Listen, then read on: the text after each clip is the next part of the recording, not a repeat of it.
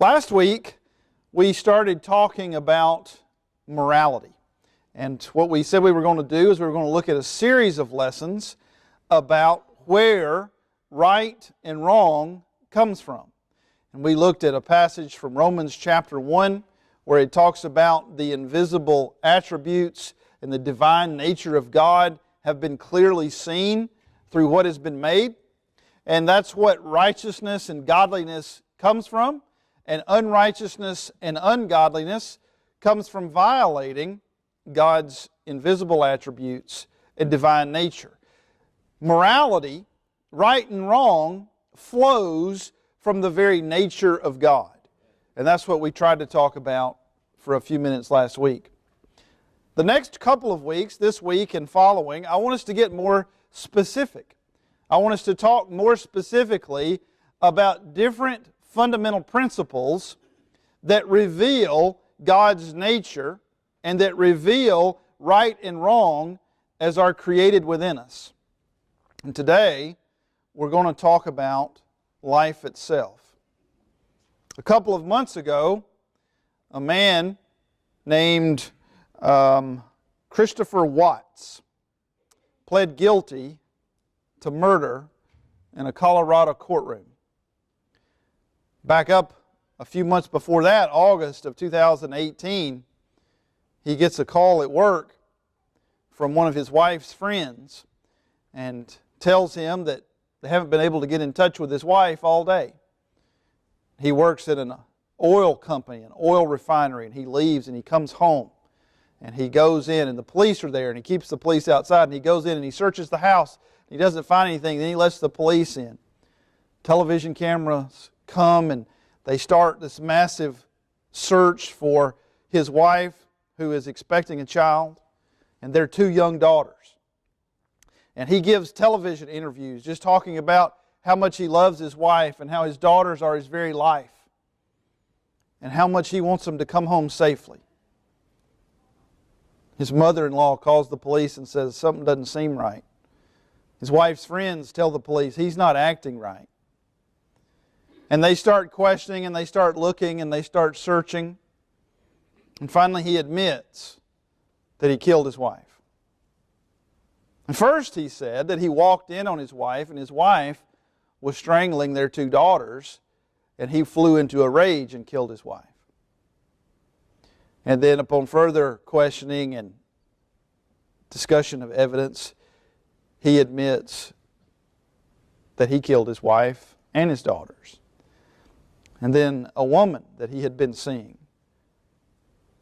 called the police and said, he told me he was going through a divorce and we've been dating for several weeks. Then they find his wife's body in a grave in an oil field. They find his two young daughters' bodies in barrels of unrefined oil where he had stuffed them through the top canister of these barrels. Does that disgust you?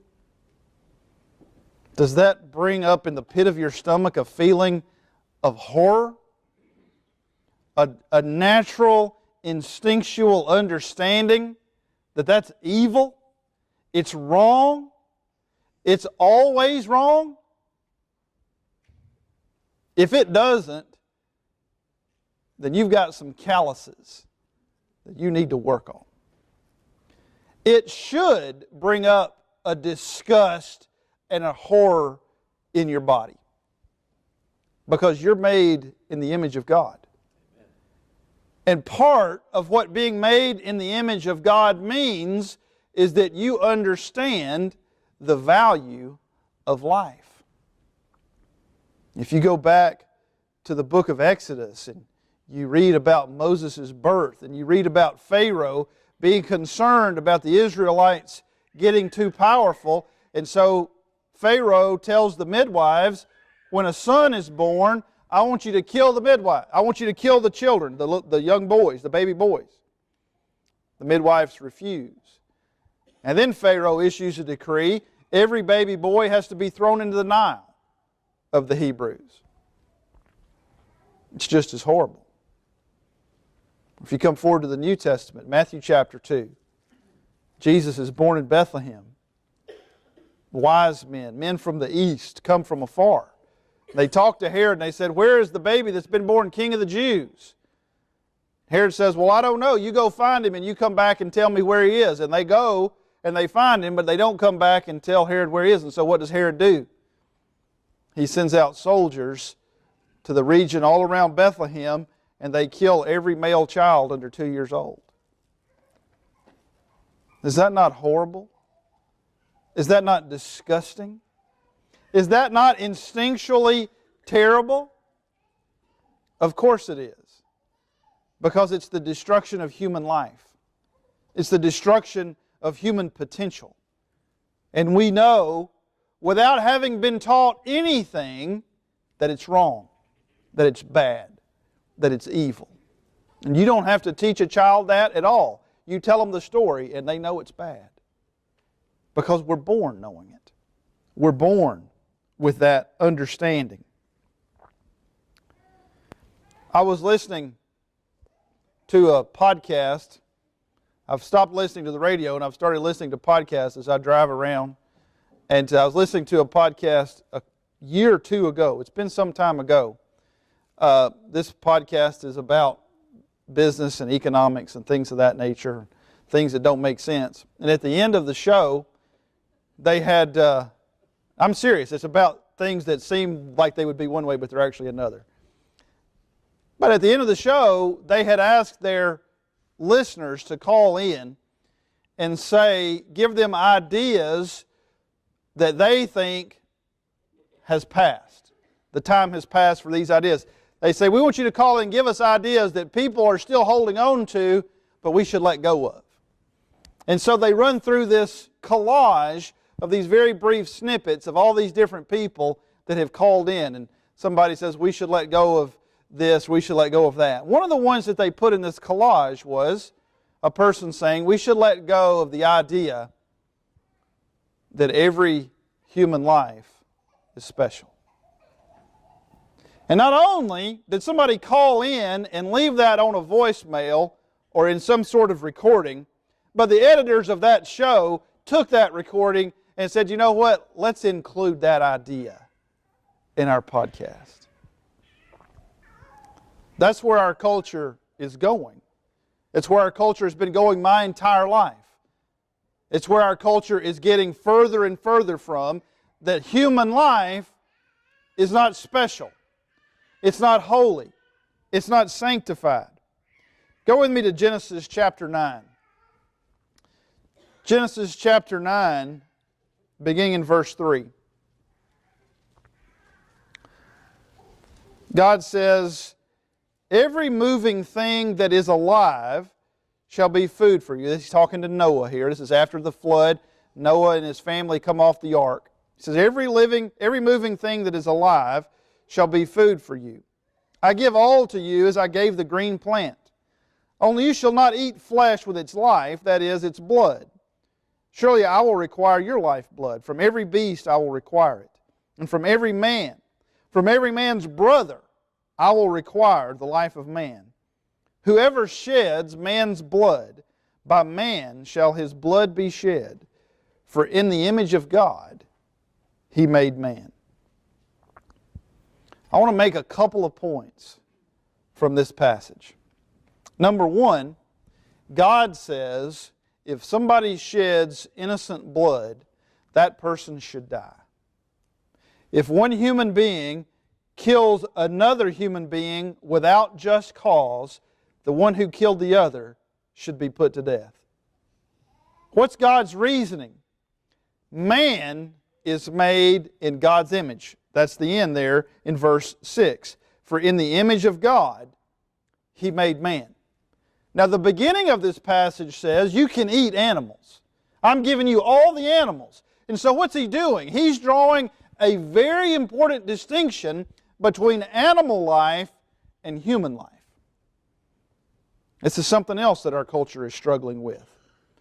And people joke about it. People even joke about it at church. Well, I love my dog more than I love people. It's disgusting. It's disgusting because humans are made in the image of God. And your dog is not. Your cat is not. Animals can be eaten because they're not in the image of God. But man is in the image of God. The importance of human life, the importance of the taking of human life does not flow from how you feel about it. It doesn't come from your emotions about the other person. It comes from God's decision, and that's morality. Morality is not based on what people think or how people feel. And you can have much stronger emotions for a pet than you do for a human being. And that's not abnormal, that's not disgusting, that's not unnatural. But to value the pet over the human that you don't even know is wrong. Because morality comes not from how you feel, not from what you think, but from the nature of God. And man and woman are made in God's image. And therefore man and woman, their lives are important. They're sacred. They're special. They're holy. That means you're holy. That means you're sacred and you're special. And so is everybody else. Because we're made in the image of God. Now, you think about the implications of this for our modern culture. I was born in 1973. 1973 is the year that Roe versus Wade was handed down, where the Supreme Court, 9 justices on the Supreme Court, 5 justices on the Supreme Court, said that abortion is now legal everywhere in the United States. 2015, I think it was, 5 justices on the Supreme Court says homosexual marriage is now legal everywhere in the United States. A very similar thing happened in 1973 with abortion, where how a person feels, whether a person wants to have a baby, is the determining factor of whether or not it's wrong to kill a baby. Somebody shared with me a video about a week and a half ago. It's called Shout Your Abortion. And there is a group who have started a campaign, a public relations campaign, includes videos and social media things, which is trying to encourage women who have had abortions to proclaim the benefits of their abortions. And I watched one video that was included with this blog post, and it was a woman, maybe 30 years old, late 20s, early 30s, somewhere in that neighborhood. She's sitting on this white set, you know, there's just this, everything is white with 2 chairs, and she's sitting in one chair, and it goes through 3 or 4 different iterations of different children. One point she's talking to a boy who looks like he's maybe 3rd, 4th, 5th grade. One point she's talking to 2 girls, and another point she's talking to another child. And what she's doing is she's explaining to these elementary aged children why her having an abortion was beneficial, why it was a good thing. One of the little boys, and I would be shocked if he's more than 4th grade, if he's more than 9 or 10 years old. But he had glasses and he sort of looked like a studious kid. But he had written an essay in school about abortion. And he had said in his essay that he thinks abortion is fine as long as it's not done because you were reckless. And she says, well, I just disagree. Sometimes people make mistakes, and if I don't want to create a life with my body, I shouldn't have to create a life. Teaching a 9-year-old, and who's already been taught something similar in school. That's where we live. That's where we live. It's where our children are growing up in. What does the Bible say? The Bible says, whoever sheds innocent blood, by his blood, by man, his blood shall be shed. That's Old Testament. It's not New Testament. It's certainly not telling us that we're supposed to go out and kill abortion providers. That's wrong. It would be murder. But it tells us that our society is broken. It tells us that our society and our culture and our morality is depraved. It tells us that we have to be very, very different. Go with me to the book of Exodus, chapter 21. Exodus 21 is the clearest statement about how the Bible feels about unborn children.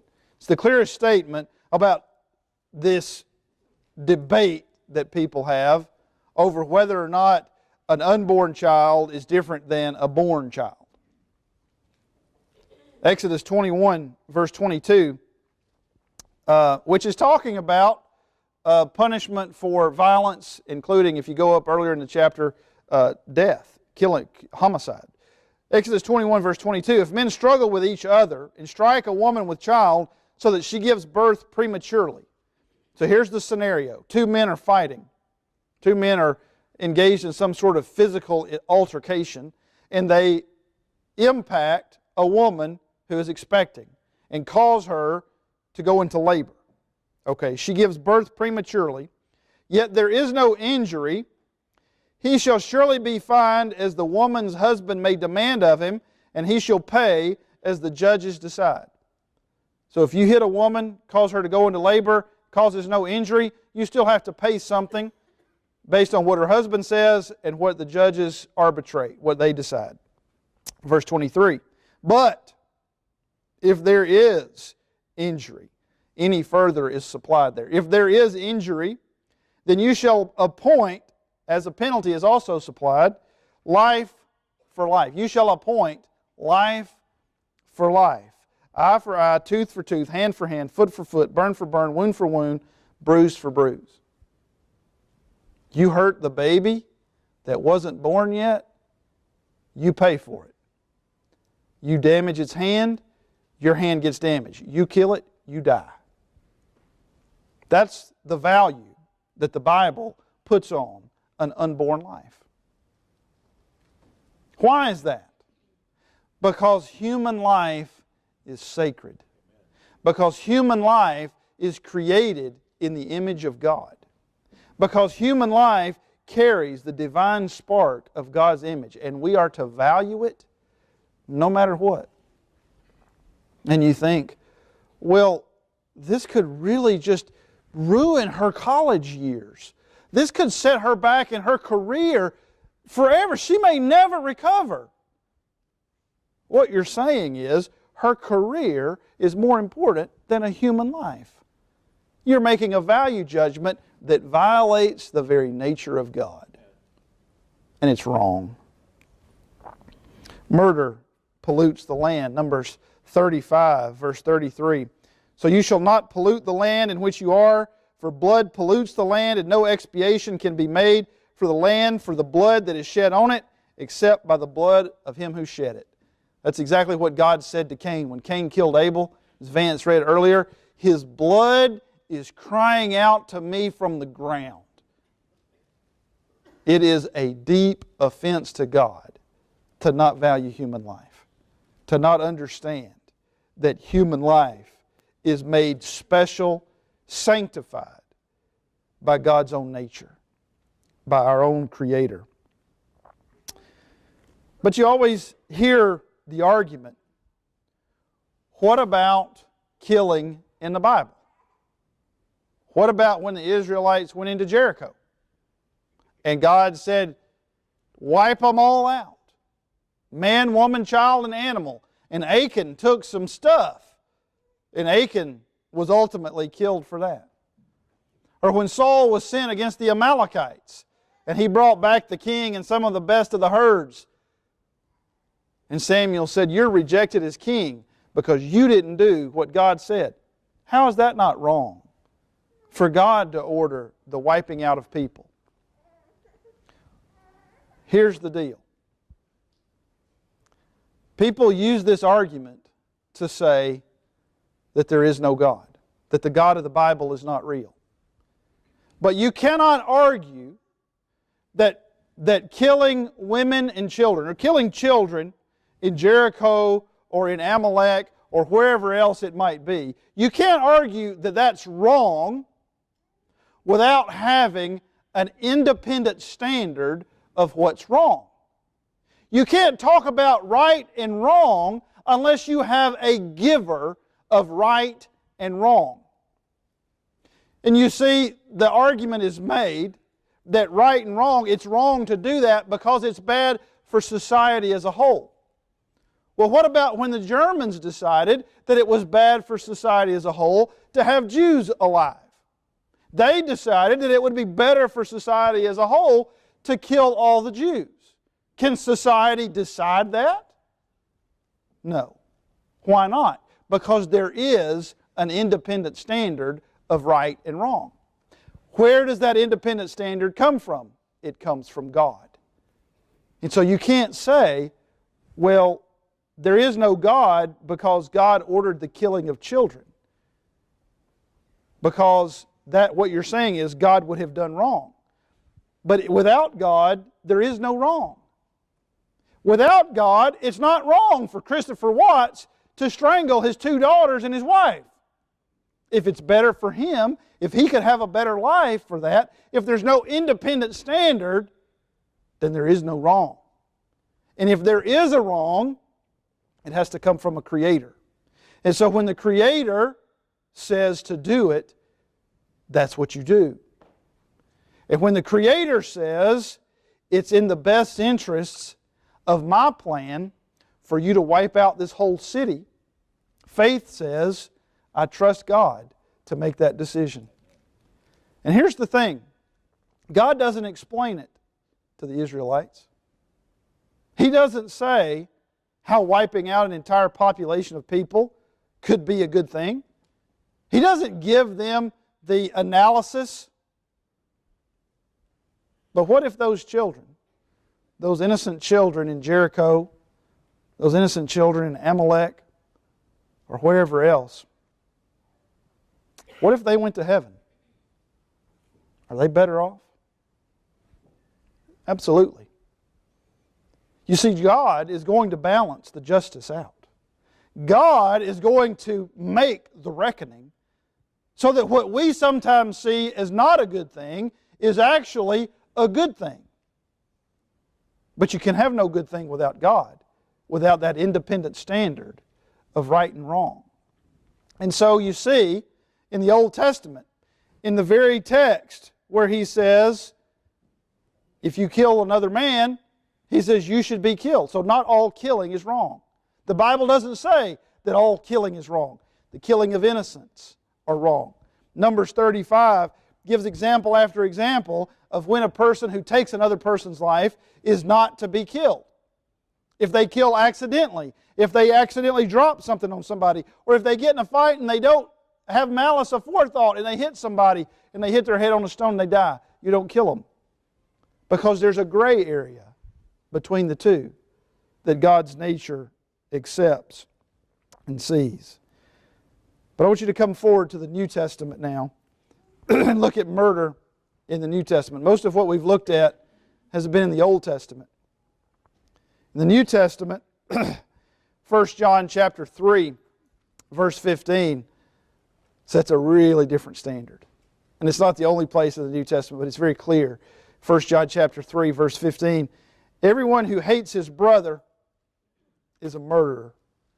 And you know that no murderer has eternal life abiding in him. In the Old Testament, you shall not murder. In the New Testament, you shall not hate. That's what it says. Matthew chapter 5, verse 21, you have heard that the ancients were told, you shall not commit murder, and whoever commits murder shall be liable to the court. But I say to you that everyone who is angry with his brother shall be guilty before the court. And whoever says to his brother, you good for nothing, shall be guilty before the Supreme Court. And whoever says, you fool, shall be guilty enough to go into the fiery hell. It's not just valuing life, but it's valuing every individual and making that value change how you treat them, how you look at them, how you act toward every person in your life. Go with me to Luke chapter 23. You may feel guilty for how you have valued life. Some of you may feel guilty for what you have done toward other people, how you have treated innocent people.